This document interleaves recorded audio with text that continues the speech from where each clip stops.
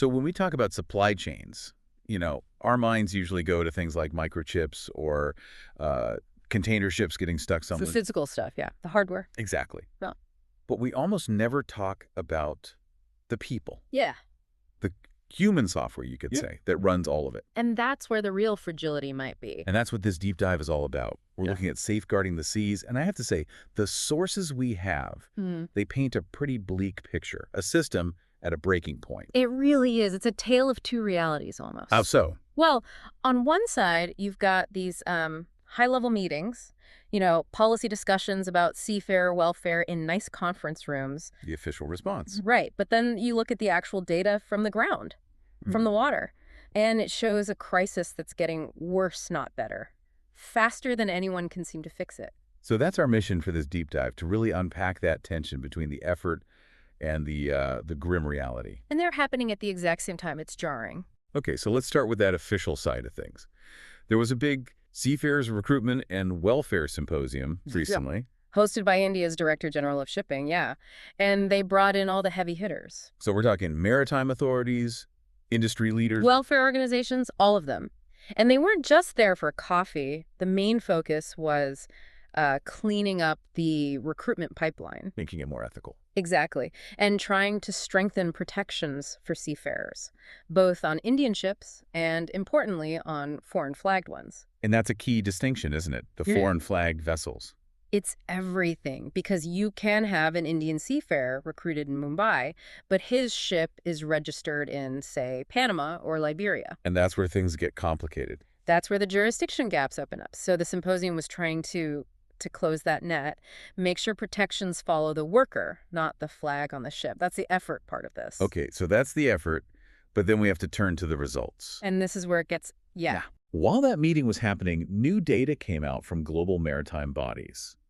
And the numbers are just, well, they're grim. Grim puts it lightly.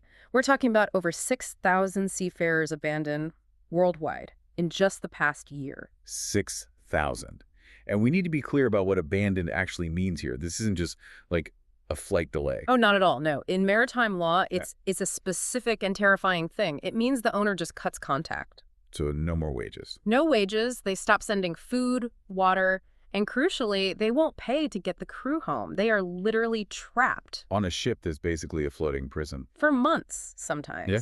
And this past year was the worst on record. The worst ever. And the sources point out that Indian seafarers are one of the groups hit the hardest in this. They are, consistently. So, I mean, that's the disconnect, right? How can you have these high-level symposiums while the numbers are just shooting up? Well, that's what the ITF, the International Transport Workers Federation, is screaming about. They've called it a crisis at critically high levels, and their point is, look, the problem isn't a lack of rules on the books. It's the It's enforcement. total collapse of enforcement. But who's supposed to be the cop on the beat here?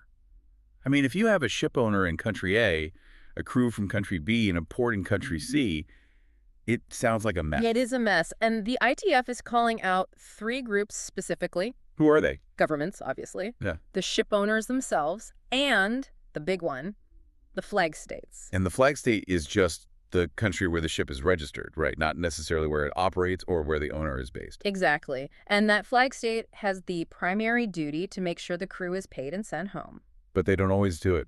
Or they don't have the will or maybe the resources to chase down a delinquent owner.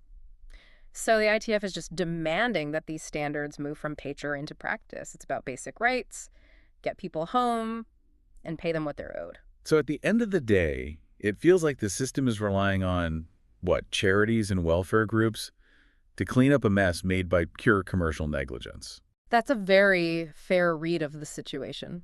I mean, the authorities are calling for more international cooperation because right now the bad actors are just slipping through those cracks we talked about. So we're left with this huge gap.